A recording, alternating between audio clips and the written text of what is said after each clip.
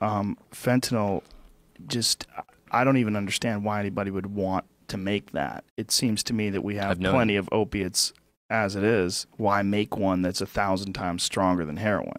A newly released video is raising questions about a company at the center of a criminal investigation stemming from the nation's opioid epidemic. Former executives and managers for Insys Therapeutics are on trial in Boston. They're accused of bribing doctors to prescribe a highly addictive fentanyl spray. Federal prosecutors allege the company used a music video to motivate employees to push sales of the medication. Tony DeCopel is following the trial. Tony, good morning.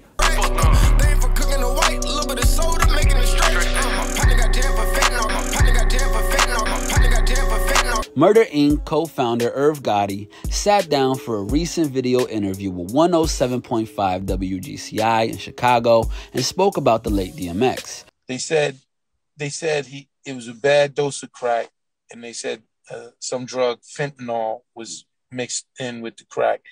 What the fuck happened to hip hop? Free shitty, he gave me the crib walk. My brother's addicted to stick talk. The J's addicted to fentanyl. J's addicted to fentanyl. J's addicted to fentanyl.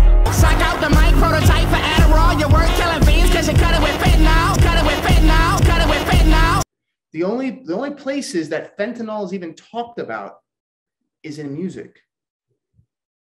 It's not in TV shows. People aren't like, look at all the TV shows that talk about fentanyl. It's not a thing. It's only talked about in music and music videos. It's the only place that you hear about fentanyl and about lean and all this stuff.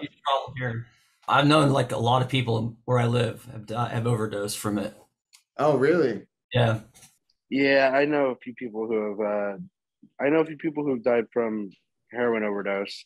Then as of recently, fentanyl. It's fucking terrifying, to be honest. It's crazy. I've had more than a handful of close friends, like best friends, die from heroin overdoses, cocaine, something of that nature.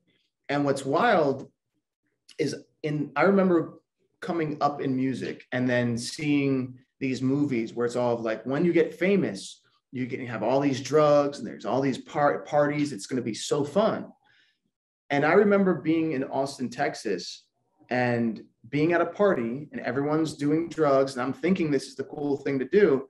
And I'm looking around the people who are there. It must have been like 3 o'clock in the morning. And these are the people who were like the top musicians of the town. They had the record deals. They had been signed. They'd been on tours. They'd done all this stuff. And they must have been 10 years older than me. And I remember looking at them and going, this is where they're at. Like, this is where they're at. 10 years older, do I want to be where they're at? And the answer was like 100% no. Like, why wouldn't the goal be truly take good care of yourself and good care of the people around? Like, why would it be to then sabotage yourself once you get to that point? And that's all I've really seen. I've seen the agenda of work hard, become great at what you do. Then once you get there, blow it all. Like, why is that the theory? Especially in musicians. Once you get there, oh, we're doing lines everywhere. We're always high in cocaine. Once you get there, we should be sipping lean out of a cup. Why? Unless there was an agenda that because you got to a certain level of status, you can influence a bunch of other people to do the same thing. Or why? Unless there was an agenda of once you get there, you have too much power, so we need you to destroy yourselves. But other than that, why would we continue doing it? And there's no talking amongst musicians how bad drugs actually are for us. There's no talking about it. If anything, everyone's like, yeah, look at me, I'm smoking all these blunts, and look at me, I'm drinking all this stuff. Look at me, I've got champagne and all these girls are shaking their asses. Or look at me, it's like, look at me. I'm doing things that are most likely going to sabotage my life. It's really unfortunate. It's only going to train the next generation of kids to do it. It's only going to get worse because the people who are in front of everyone, who get the most attention because of shock value, are telling everyone they should do it, and then they die. But yet people then go ahead and still do it. So it's a very weird thing.